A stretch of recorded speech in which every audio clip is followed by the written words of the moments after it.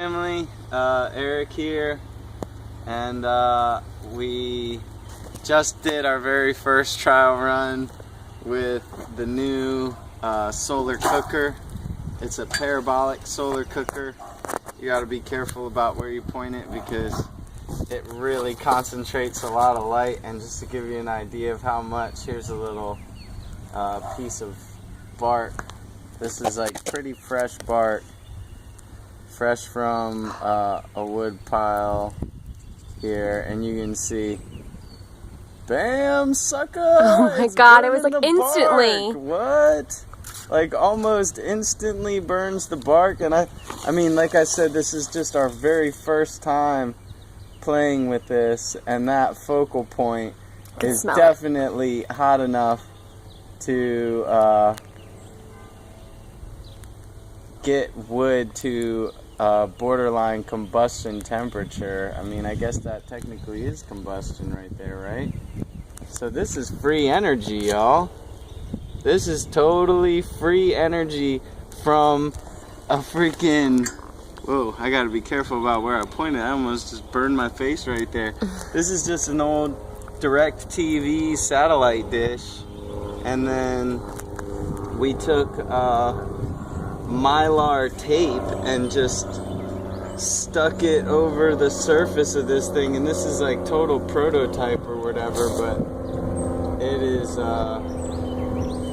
definitely working. Let's see here, where is it? Oh, there we go. Oh my goodness! Ah! You can cook food with this.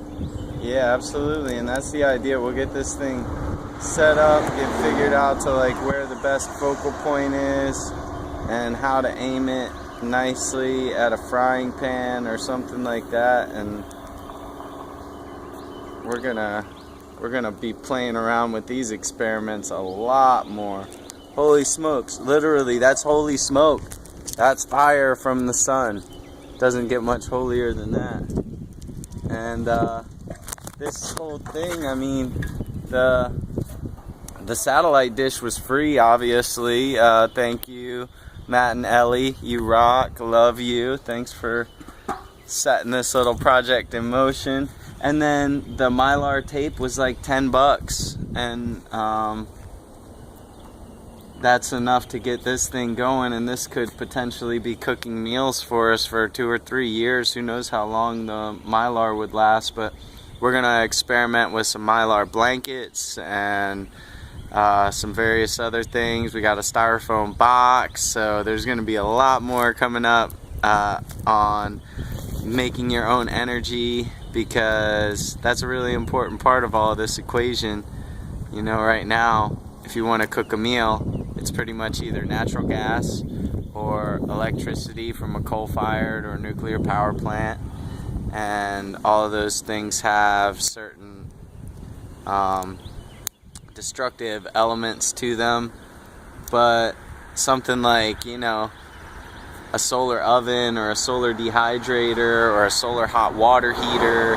Hot water uses a lot of energy. I think some people estimate that can be as much as 15% of your energy consumption each month is hot water. I guess that depends on how much you use and where you're consuming energy at other points, but I know it's a considerable one. And here's a way that we can heat our water for free, we can heat our food for free, we can heat our homes for free, and we can take more responsibility for where our energy is coming from. Saw a nice post from Derek Jensen today on Facebook, the author and public speaker who really speaks on behalf of the earth and the plants and the soil and the rare animals and all those kinds of things, and has written some really beautiful books, and I've seen some really nice excerpts from them. And he shared a post today talking about responsibility and who we are responding to and who we're making our pledges with. And every time that we send in that money to the electric company or the natural gas company, we're supporting that matrix of destruction that is fundamentally intertwined with the whole industrial machine. And here's a way that we can take remnants from that, leftover pieces of trash from that culture and from that way of living, and start to build our own culture, start to build a real culture that actually cares for the earth. That's what culture originally comes from, cultur, to care for or tend to, especially with regard to the earth. So this is another way that we can develop an attitude of tenderness and reverence and gratitude for the incredible amount of energy that the sun is producing.